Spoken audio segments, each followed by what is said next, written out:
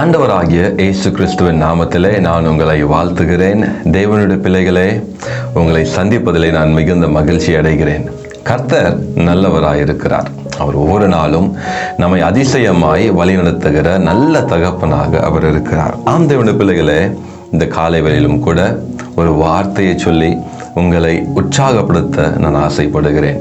இந்த நாட்களிலே அநேகருக்கு ஒரு கவலை, ஒரு பயம், இந்த நாட்கள் எப்படி கடந்து போகும், இந்த தேவை எனக்கு எப்படி சந்திக்கப்படும் என்று சொல்லி ஏதோ ஒரு கவலையோடு தான் நாம் இந்த நாட்களிலே வாழ்ந்து கொண்டிருக்கிறோம். அப்படியாய் நீங்களும் ஏதோ ஒரு காரியத்தை குறித்து கவலைப்பட்டு கொண்டிருக்கீங்களா?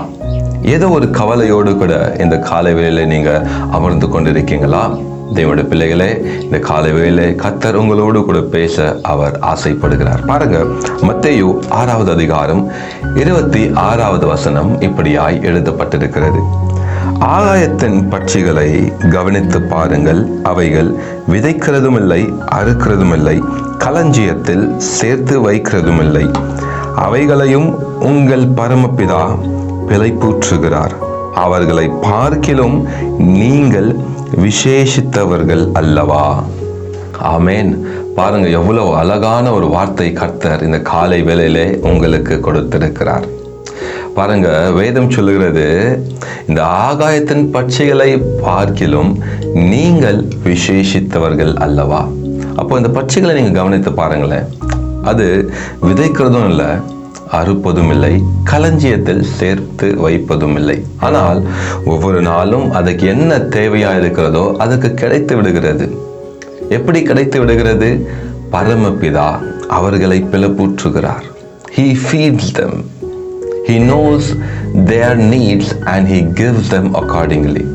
தேவனுடைய பிள்ளைகளே, வேதம் சொல்லுகிறது, அவைகளை பார்க்கிலும் நீங்கள் விசேஷித்தமானவர்கள் என்று. ஆமாங்க, நம்முடைய தேவைகள் என்னவென்று அவருக்கு தெரியும்.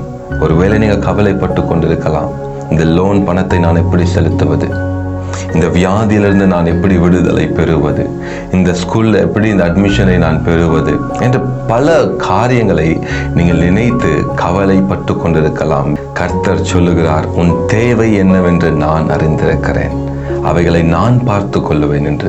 தேவனுடைய பிள்ளைகளே, கர்த்தர் உங்க தேவைகளை சந்திக்க அவர் நல்லவராய் இருக்கிறார். உங்க தேவைகளை பார்க்கிலும் அதிகமாகவே அவர் கொடுக்க நல்லவராய் இருக்கிறார். இன்றைக்கு நீங்க கவலைப்படும் பொழுது நீங்க கர்த்தரை சந்தேகப்படுறீங்க. நீங்க கவலைப்படும் பொழுது அவரை விட்டு நீங்க தூரம் போறீங்க. கவலைப்படாதீங்க, அவர் மேலே நம்பிக்கையாயிருங்க. இயேசுவின் தேவைகளை சந்திப்பார், இயேசு எல்லாவற்றையும் பார்த்து கொள்ளுவார் என்று நீங்க விசுவாசமா இருங்க. அவர் உங்க தேவைகள் எல்லாவற்றையும் சந்திப்பார். தேவனுடைய பிள்ளைகளை, இந்த காலை நேரத்தில் கலங்காதீங்க, வருத்தமா இருக்காதீங்க. கர்த்தர் எல்லாவற்றையும் பார்த்து கொள்ளுவார். God bless you.